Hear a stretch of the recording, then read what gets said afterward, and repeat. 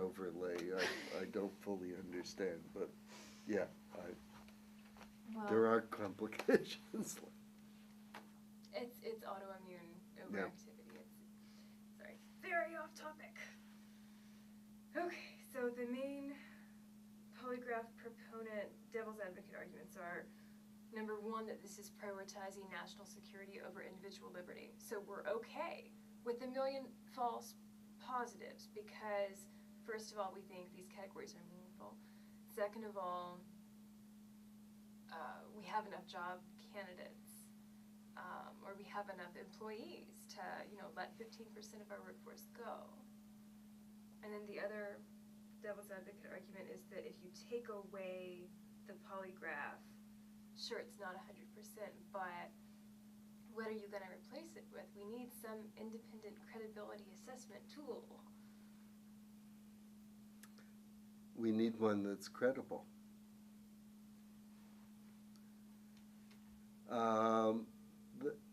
Look, we talked about the false positive business, and we heard that throughout. And when the report was issued, we were criticized because we didn't have an alternative. And that was the argument that was used by the Department of Defense in saying, since we didn't have an alternative and since the committee couldn't give us one, we're going to continue to use the polygraph until we have something better. And I think our argument was that, well, there were multi-layered arguments. First of all, we did not ask what some people thought we should have asked about, which is what they called the utility of the polygraph. We focused on accuracy and validity. We were very careful in defining what we were going to do and that we were going to look at the science. And our argument was simple, that if the science was not there and people knew it wasn't there, then the game that's played to convince people that it's accurate would ultimately fail, and utility would essentially be the accuracy and validity of the polygraph. And therefore, we felt that that was our mandate, and our mandate wasn't to find a replacement, although I think if we had some creative idea, this is a very hard thing to do. So coming up with, we did assess the alternatives, and basically the report says none of them are ready for prime time. I don't think they're ready for showing on weekends, but none of them were ready to be put into action. And none of that has changed. And we were convinced that if the industry could continue to do this, and if the security apparatus of this country could continue to use the polygraph, nobody would ever invest in the research and effort needed to do security better. Our argument, and it wasn't just our argument, there was a related report that said security at the national labs is a big problem and the polygraph is not the solution. The solution is doing security differently, making the responsibility for security situated in different ways, and so on and so forth. And I guess our related response is, if you can get away by saying that you're doing security with the polygraph, and that's better than nothing, that's all you'll end up having, because you won't do the hard work to do security better in another way, whether it's with instrumentation or with approaching security in a totally different manner.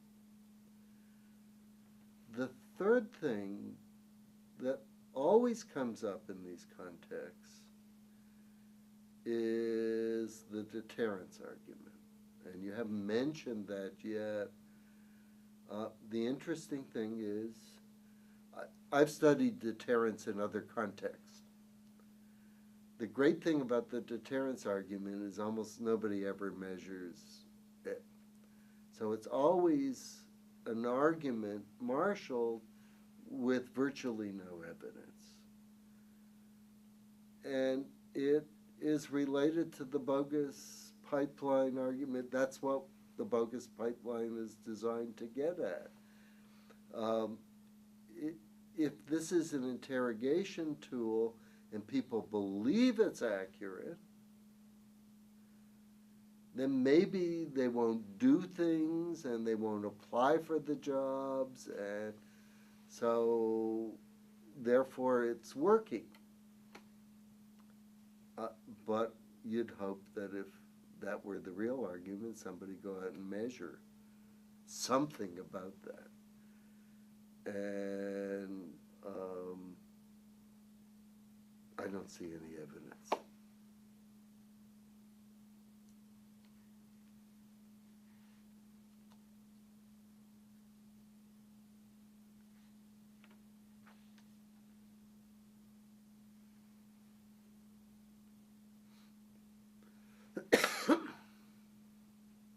So in terms of preventing future technologies from replicating the methodological and maybe I shouldn't say ethical errors because that's not what you researched. Although the methodological errors tie into ethical errors, how can we prevent these future technologies from replicating just the methodological errors of polygraph testing?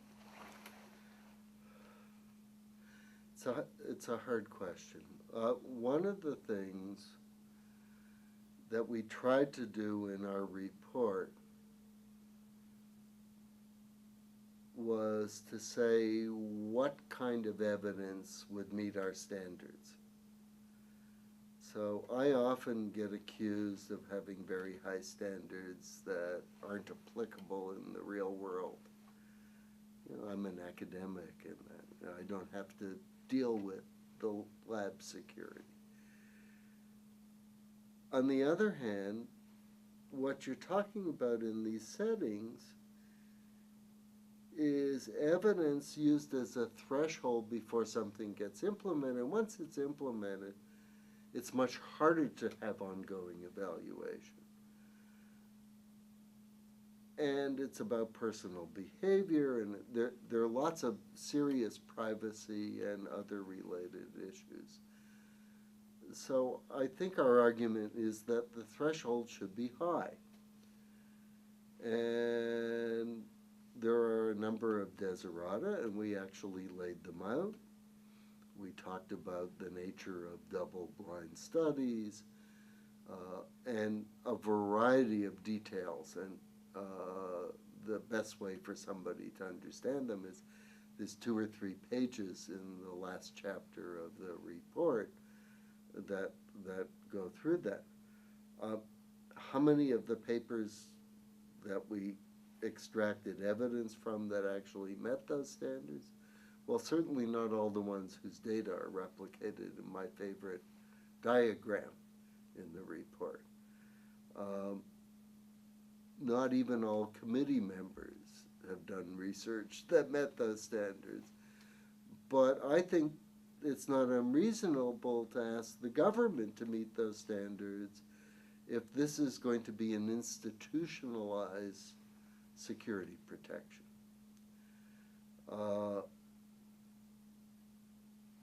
What about the new technologies? Well, you know, we're laying this out, and these guys came and told us about the thermal imaging camera.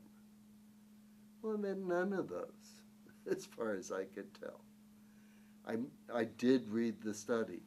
I did evaluate what was done and what wasn't done. And it wasn't a horrible study till it got reported, and they never bothered to tell anybody that they left out 11 subjects. And I think that that's pretty gross. There is a tradition in the polygraph literature of picking two cutoffs and saying that we detect deception. There's a scale. They add up a bunch of points, or they have some other algorithm, and you produce a number and you look at it on a typically linear scale. If you're above this threshold, it's deception, and if you're below, it's non-deception. And then there's a bunch in between. And as we saw from the Wen-Ho Lee case, in between is interpreted differently by different people. And so we pointed out that you can't simply throw all those away and say I have 90% accuracy because I started off with 100 cases, I threw 90 away, and then I got 9 out of 10 correct. And it was really interesting when I was being deposed, and then again in my testimony in this Daubert hearing, I was critical of the polygrapher who was testifying on the other side because that's what his published paper did. And I was asked this question by the lawyer for the other side. He couldn't understand why I thought it was bad to only look at the cases declared deceptive or non-deceptive. And I made exactly this argument, and he said, I don't get it. But the judge got it.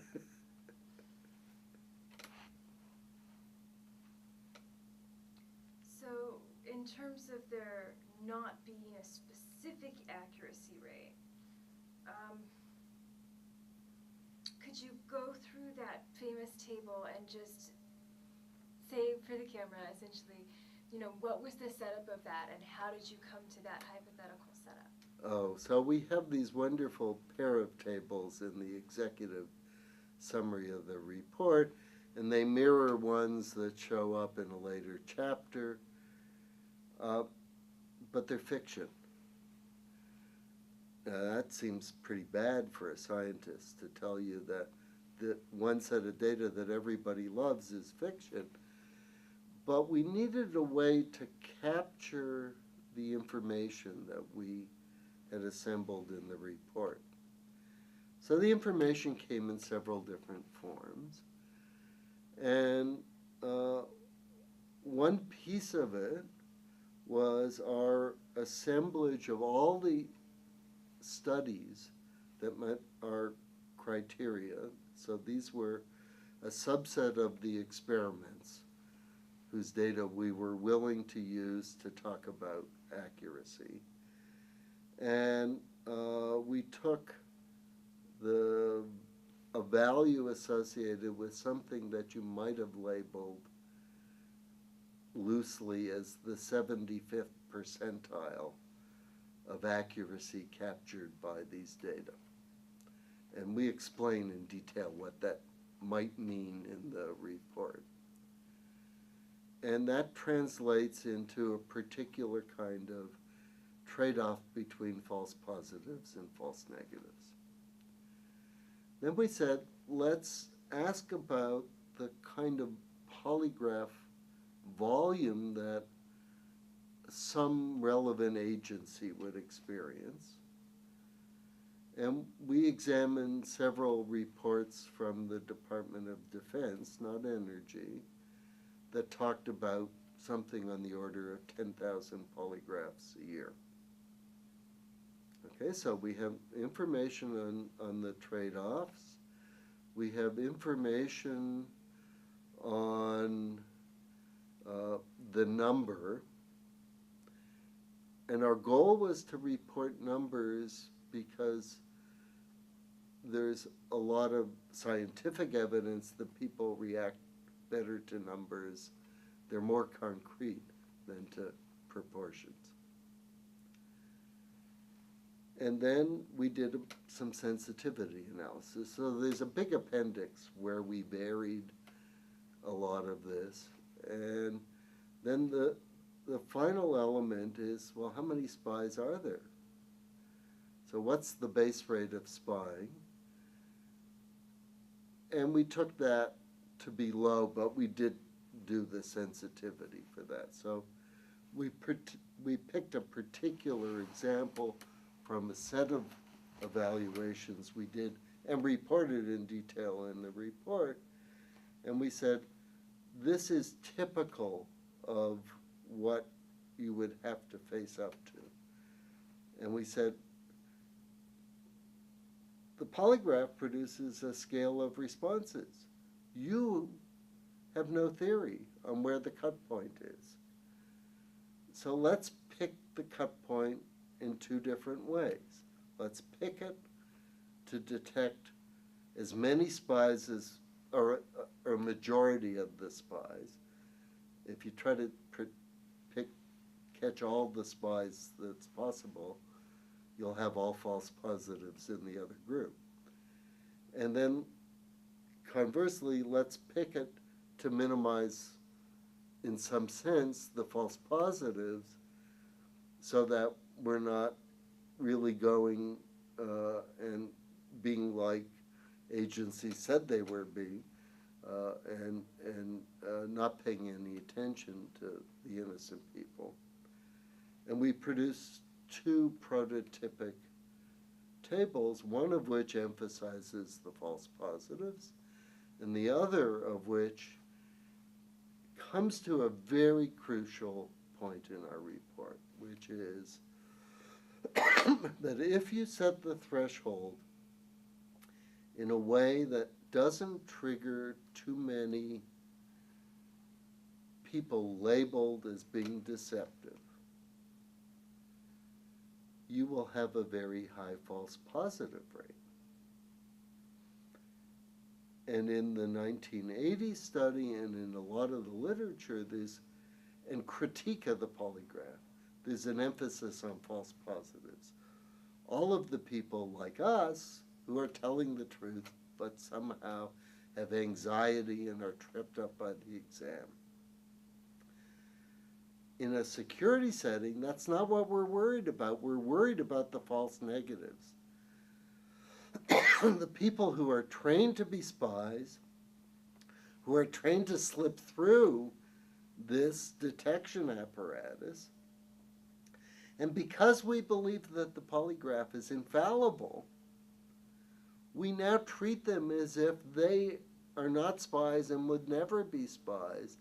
And so they're trusted in ways that perhaps they should not be if we had a different device to catch them. And the tables we use simply give in a concrete and stark way what this trade-off between the two circumstances is. And if you look in detail, we really sort of pointed out that even if the polygraph were much more accurate than any, by the way, nobody believed in the level of accuracy that we used in those tables. At least I certainly did not. And I think the majority of committee members would have said, oh no, for real world settings, there's degradation in accuracy. We just took that at face value. In the appendix, we took the threshold even higher. And if you grant relatively high degrees of accuracy, you're still faced with this problem, especially when the base rate of offending is low. In this case, the base rate of spying, which thankfully we all believe is not high. It poses a great burden on agencies like the FBI and the other intelligence agencies because it's harder to find the needle in the haystack than it is to sift through a collection of people when half of them are being deceptive.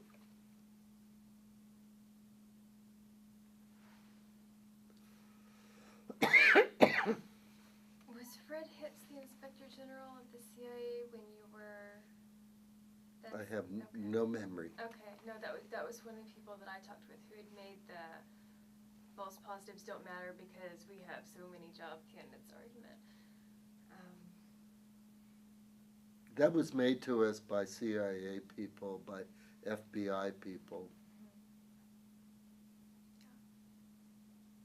It's a common argument. It's not the property of one person. Right, right. It seems to conflict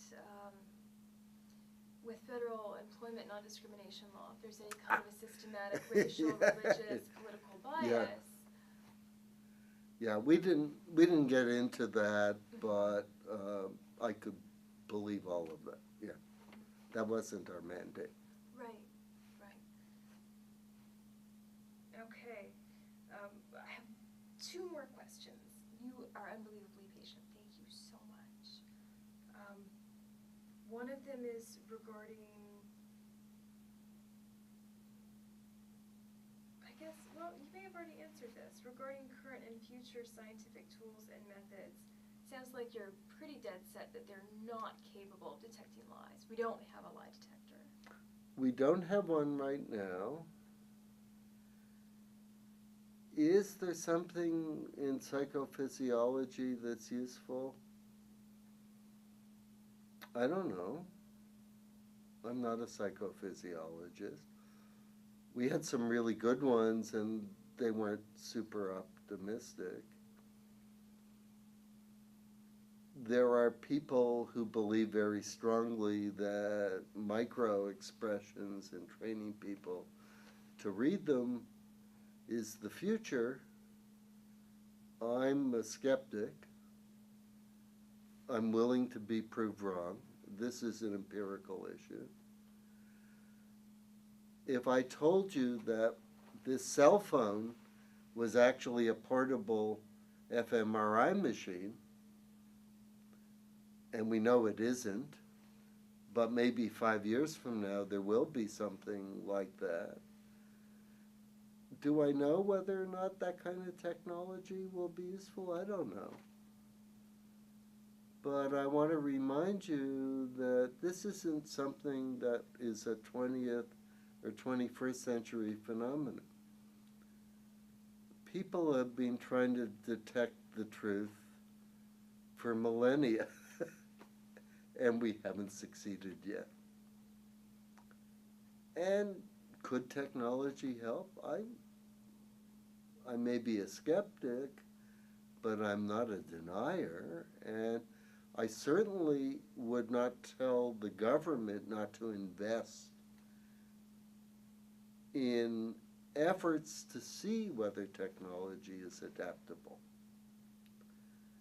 What I object to is the rush to judgment that because somebody with 29 subjects was able to publish a third-rate paper in a first-rate journal and make a splash about a technology, that we should put it at the border between the U.S. and Mexico and implement it where 500,000 people cross the border every day when we haven't got a clue what it would do in that kind of context.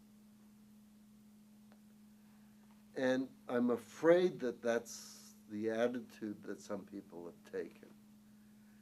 I just want to see people take a much more systematic approach to new ideas, and let's get them right before we put them into the field and can't take them back out again.